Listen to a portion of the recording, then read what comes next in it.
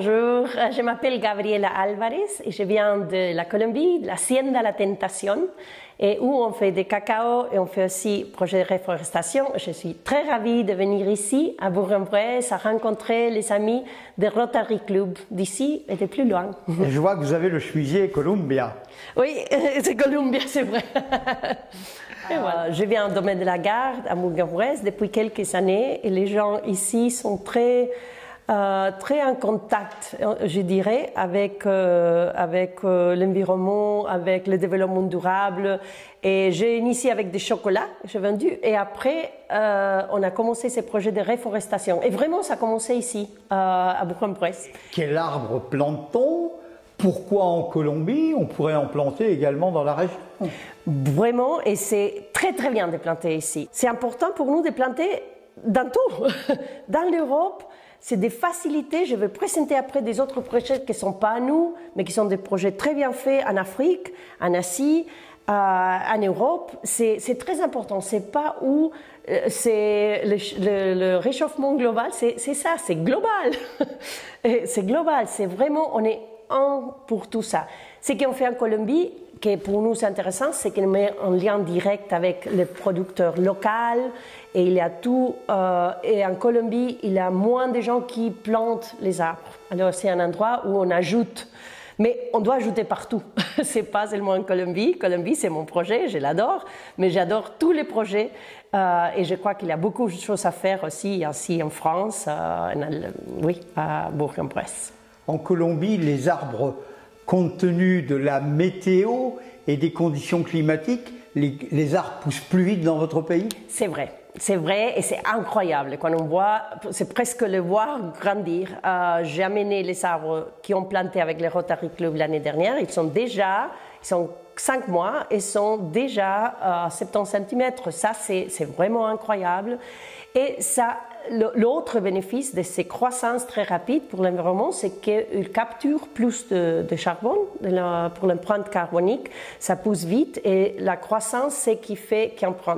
Mais c'est aussi l'oxygène qui libère.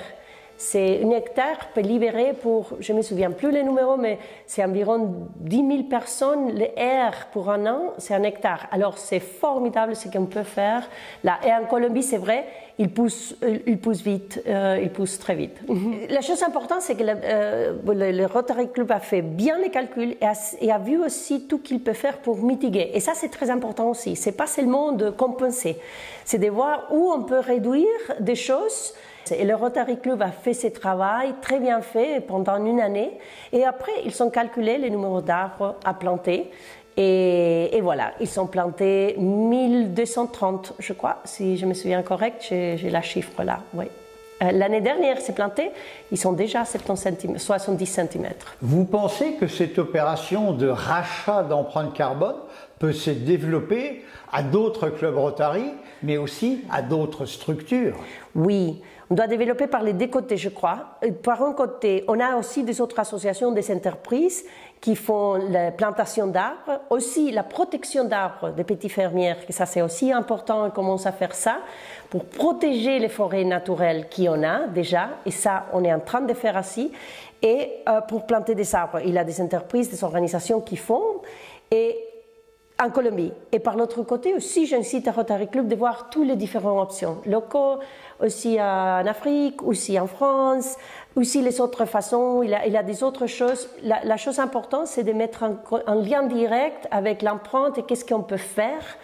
Et à l'aide de l'empreinte, aussi pour protéger l'eau. L'eau, on ne parle pas assez et c'est très très important. Les arbres ont un rôle très très fort dans la protection des systèmes d'eau. La biodiversité, tout ça, c'est les arbres qu'il faut. Alors oui, j'incite Rotary Club à voir les options en France et aussi loin et aussi en Colombie et qu'on continue à grandir. Vous parliez tout à l'heure de chocolat, ce qui m'intéresse, les cacaoyers poussent plus vite et poussent mieux à l'ombre des arbres que vous plantez. C'est ça. Et puis cacaoyer, chocolat, gourmandise, et puis la Colombie est un pays également qui produit du chocolat Pas uniquement du café, des Colombiens. Exactement, on parle toujours de café Colombie. En Colombie, les gens boivent pour le petit déjeuner de cacao, de chocolat. Alors, et le système, comme vous avez parlé, s'appelle l'agroforesterie. Et ça, c'est un système qui protège. Et c'est un peu ça comme on commençait et qu'on commence aussi avec les petits fermiers. Il y a une synergie aussi entre l'arbre de l'ombre et l'arbre cacaoyer. Et ça fait des chocolats très très bons. Et aussi, on ajoute la miel qui arrive des abeilles, des arbres. Puis j'ai vu que vous aviez également des épices. Oui, parce que vous rajoutiez dans le chocolat chaud. Dans le chocolat chaud et on les fait et ça donne un goût très bien. Et les chocolats, on les fait avec 100% de chocolat et c'est No Name Chocolate s'appelle. Et c'est comme ça que ça a commencé le projet. Et on met la miel et on met les épices et ça c'est c'est très très bon. 100% cacao et seulement la beurre de cacao. Que ça c'est qu'on perd des fois dans des industriels, qu'on a des autres graisses. Ici c'est tout cacao. Vous avez le sourire d'une gourmande. Vous parliez des petits paysans.